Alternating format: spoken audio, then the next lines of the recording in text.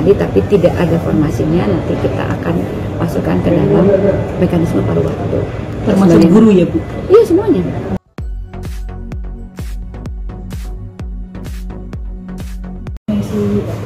Jadi gini, kan memang dari 34 kementerian menjadi 48 kementerian tentunya yang itu kan sebenarnya fungsi pemerintah kan sudah jelas ya di undang-undang pemerintah. Jadi yang dipecah itu kan fungsi-fungsi pemerintahan.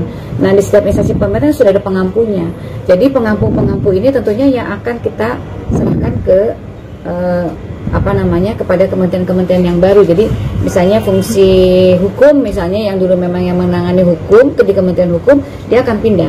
Yang menangani imigrasi dengan pemasyarakatan, dia akan pindah ke kementerian itu gitu. Jadi pegawainya akan mengikuti seperti itu gitu. Jadi mengerti masalah CPNS kita baru menyelesaikan kemarin begitu ya. Nanti formasinya pun kan masih formasi yang lama, nanti kita sesuaikan gitu. Jadi biar kementerian bergerak dulu ya, bekerja dulu. Kuota 2025 CPNS apakah akan jadi lebih banyak dengan ini? Nanti kita lihat dulu, kan mereka harus melakukan peta jabatan lagi, peta kebutuhan jabatan harus dilihat lagi. Jadi kan kita mulai dari awal lagi nih, karena kan hasil kemarin yang untuk yang CPNS yang 200 berapa itu saya lupa, 200 sekian itu 200 ribu lebih itu kan berdasarkan kementerian-kementerian yang lama. Nah, ini kan sekarang kita sedang petakan lagi, nanti mereka pun untuk kementerian-kementerian yang baru harus membuat pemetaan. Kayak misalnya tadi saya kasih contoh, misalnya Kementerian Hukum dan HAM dibagi 3 kan, ada kementerian itu kan dulu sempat mengajukan formasi. Nanti kalau misalnya formasinya dulu mengajukan untuk imigrasi, ya nanti kita akan masukkan ke imigrasi. Kalau memang kita formasinya untuk Dirjen Perundang-undangan yang memang pindah ke sana, ya kita akan kasihkan ke Dirjen Perundang-undangan gitu. Nah, nanti setelah mereka masuk, kita wajibkan untuk membuat peta jabatan lagi, peta kebutuhan jabatan lagi gitu. Baru kita hitung. Jadi nggak bisa ujuk-ujuk apakah kita akan buka. Kalau mereka mengatakan, oh kami cukup, ya sudah kita tidak akan buka. Oh kami masih membutuhkan, nanti kita buka begitu. Ya, hari ini kan mulai dengan hari ini sampai dengan beberapa hari ke depan itu kan pengumuman untuk seleksi P3K yang periode pertama kan sudah diakses gitu. Ada imbauan khusus terhadap para pelamar. Periode pertama apa periode pertama? Kan sudah tinggal tes kan? Enggak, maksudnya yang periode pertama pengumuman hari ini sampai dengan beberapa hari ke depan kan imbauannya untuk mereka yang lulus dan tidak lulus. Ya tentunya kan ini kan salah satu komitmen kami ya di dalam menyelesaikan non-ASN yang terdata di BKN. Karena di dalam Undang-Undang Nomor 20 sebenarnya dinyatakan bahwa tahun depan sudah tidak diperbolehkan lagi instansi pemerintah. Jadi memang kita ingin menyelesaikan. Setelah itu kan nanti kita akan tentunya kalau memang kita membutuhkan P3K ya kita akan buka secara umum dan mereka akan berkompetisi ya. Tetapi ini kan memang kita menyelesaikan yang kemarin terdata di ASN. Jadi kepada teman-teman ya memang kalau memang sudah sesuai dengan formasinya dan sesuai dengan formasi kemudian latar belakang pendidikan ya nanti kita begitu umumkan dan mereka akan mendapatkan NIP dan lain sebagainya.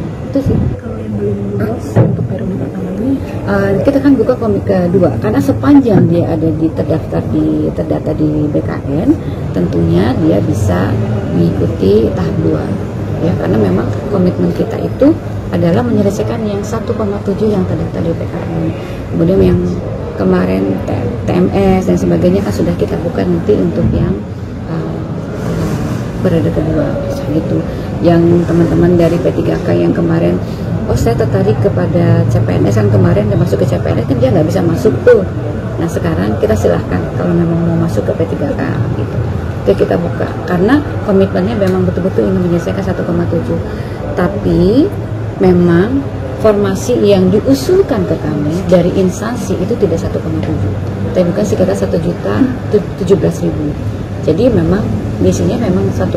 Jadi kita sudah menyediakan 1,7, tetapi memang yang diusulkan ke kami kan kita nggak bisa yang mengusulkan kan dari instansinya pemerintah karena kebutuhan dari instansi masing-masing ternyata mereka mengusulkan tidak sejumlah yang di dalam datanya. Nah kepada para non-ASN yang terdata tadi tapi tidak ada formasinya nanti kita akan masukkan ke dalam mekanisme paruh waktu. Termasuk guru ya Bu? Iya semuanya. Termasuk guru ya Bu? Iya semuanya. Termasuk guru ya Bu? Iya semuanya.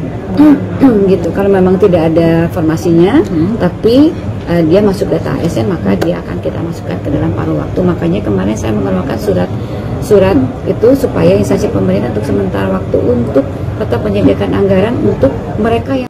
Ya, baru saja kita dengar wawancara khusus Ibu Rini, Menteri Menpan RB, yang telah menyatakan bahwa pengumuman hari ini memang sesuai dengan rencana dan mekanisme seleksi P3K di tahun 2025 ya, bagi rekan-rekan yang memang tidak dapat diakomodir dikarenakan formasi dan lain sebagainya. Dan tadi jelas kita dengar bahwa beliau mengatakan untuk guru ini tetap akan diskemakan ke dalam paruh waktu. Meskipun ini berbeda dengan pernyataan Ibu Nur Suryani yang menyatakan bahwa untuk guru tidak ada paruh waktu. Kita akan tunggu ya kebijakan sebenarnya nanti bagaimana terhadap rekan-rekan P3K guru. Baik rekan-rekan semua, pengumuman P3K tahap 1 2024 ini sedang ditunggu jutaan pelamar honorer ya, yang sudah pun mengikuti seleksi P3K tahap 1. Memang kita lihat belum ada satupun instansi yang secara resmi pada tanggal 24 ini sudah mengumumkan sampai detik ini. Nah, di sini kita akan menambahkan informasi dari salah satu Pemda berkaitan dengan pengumuman hasil seleksi P3K tahap 1, yaitu di pemerintah Kabupaten Gayo Lues ya, tahun 2024. Nah, di sini informasinya dapat kita simak bahwa untuk di Gayo Lues sendiri ini ada pengumuman berkaitan dengan P3K 2024 tahap 1 ya, sudah disampaikan. Namun kita baca di sini bahwa adanya penundaan ya pengumuman hasil seleksi kompetensi pegawai pemerintah dengan perjanjian kerja di Kabupaten Gayo Lues. Bagaimana informasinya bahwa menindaklanjuti pengumuman panitia instansi nomor 15 tanggal 29 November tentang seleksi P3K di Kabupaten Gayo Lues, maka disampaikan hal-hal sebagai berikut. Bahwa ujian seleksi P3K di pemerintah Gayo Lues sudah pun dilaksanakan pada tanggal 4 Desember pada titik lokasi kantor regional 6 Medan ya, pada tanggal 14 sampai 15 Desember, yaitu di Hotel Gayo Aceh ya, Hotel Metro Gayo Hotel, yaitu Aceh Tengah. Kemudian pengumuman terkait hasil seleksi P3K ini seharusnya diumumkan pada tanggal 24 hari ini. Ini akan ditunda dalam beberapa waktu hari ke depan.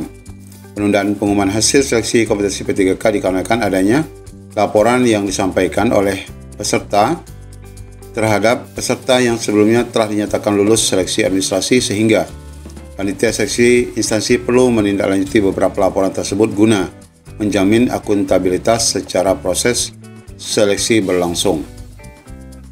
Panitia seleksi berhak menggugurkan keikutsertaan peserta pada tahap apapun dan atau akan memberhentikan status kepegawaian P3K apabila di kemudian hari terbukti memberikan data, informasi, dokumen dan keterangan yang tidak dapat diterima atau dipertanggungjawabkan kebenarannya serta terlibat dalam kegiatan pencaloan ya dan pelanggaran ketentuan dalam proses seleksi.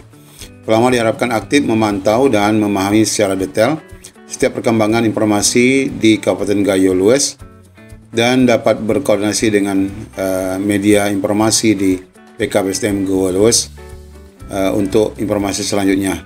Kesalahan dan keterlambatan dalam memahami informasi ini bukan tanggung jawab dari BKPSDM, tapi tanggung jawab dari peserta itu sendiri. Nah, ini informasi yang kita dapatkan dari salah satu Pemda yang memang secara resmi menyampaikan di laman portal BKD masing-masing. Namun untuk secara resmi pengumuman seleksi P3K berkaitan dengan kelulusan ya, ini kita belum dapatkan dan kita masih akan mengupdate informasi apabila nanti akan kita dapati informasi pengumuman secara resmi. Dan silakan rekan-rekan tulis di kolom komentar jika di daerah rekan-rekan sudah ada yang mengumumkan informasi ini. Demikian, Assalamualaikum warahmatullahi wabarakatuh.